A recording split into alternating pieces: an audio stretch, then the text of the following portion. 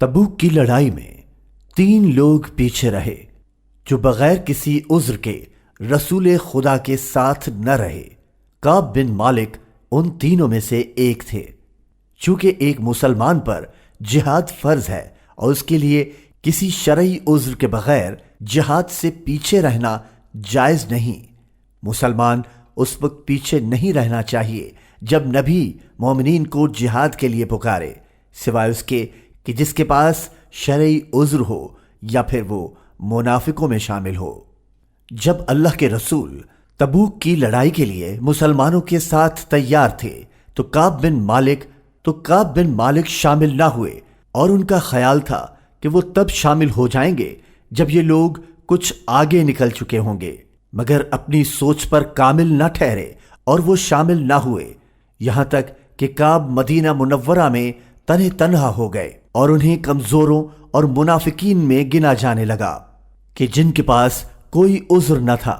اور پھر جب کعب کو اللہ کے رسول کی تبوک سے واپسی کی خبر ملی تو وہ گھبرا گئے اور سوچا کہ اللہ کے رسول کے غضب اور عدم اطمینان سے بچنے کے لیے جھوٹ بولوں گا۔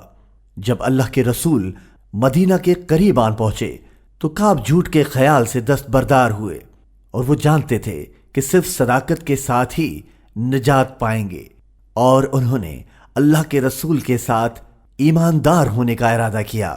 جب اللہ کے رسول مدینہ آن پہنچے اور مسجد میں فردن ان تمام لوگوں سے دریافت کیا کہ وہ جہاد کے لیے پیچھے کیوں رہ گئے، تو انہوں نے معافی مانگی اور خدا کی قسمیں کھائیں، اور رسول خدا نے ان کی معذرت قبول کی۔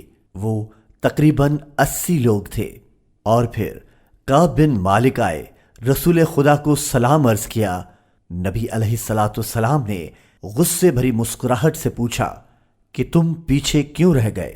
کعب نے کہا، اے اللہ کے رسول، میرے پاس اس کا کوئی عذر نہیں، حتیٰ کہ میں بھی جھوٹ بول سکتا تھا، مگر میں خدا کے رسول سے جھوٹ نہیں بول سکتا۔ رسول خدا نے فرمایا، اب جواب کا انتظار کرو کہ جب تک اللہ کا فیصلہ آئے۔ وہ اٹھے اور اپنے اہل خانہ میں شامل ہوئے جو کعب سے ناراض تھے کہ کیوں انہوں نے کوئی عذر پیش نہ کیا۔ یوں اللہ کے رسول ان کے لیے بھی مغفرت کی دعا کرتے۔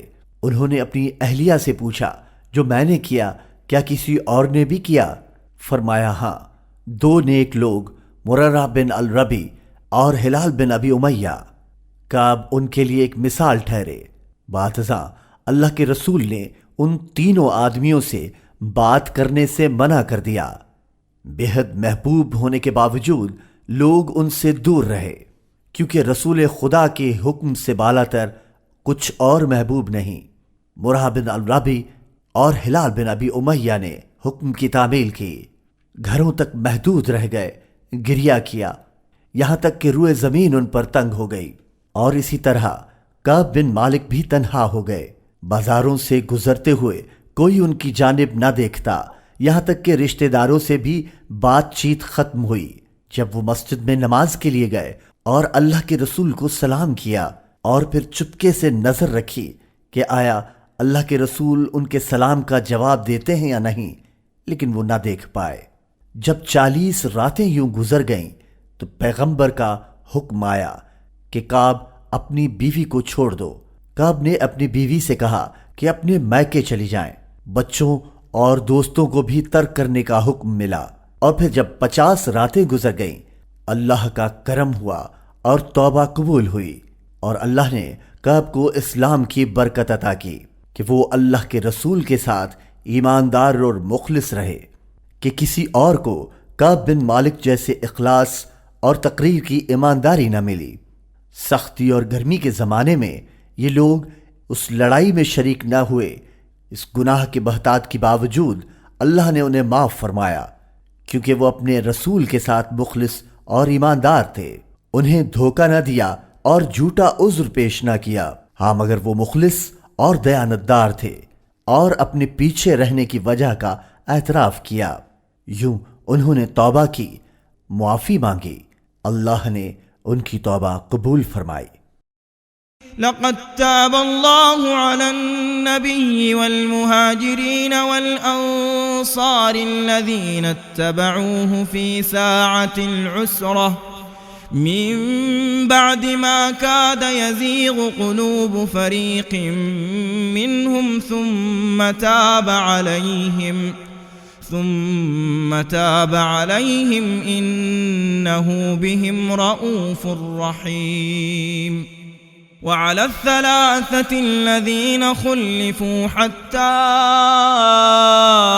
إذا ضاقت عليهم الأرض بما رحبت وضاقت عليهم أنفسهم وظنوا أن لا ملجأ من الله إلا إليه ثم تاب عليهم ليتوبوا إن الله هو التواب الرحيم. يا أيها الذين آمنوا اتقوا الله وكونوا مع الصادقين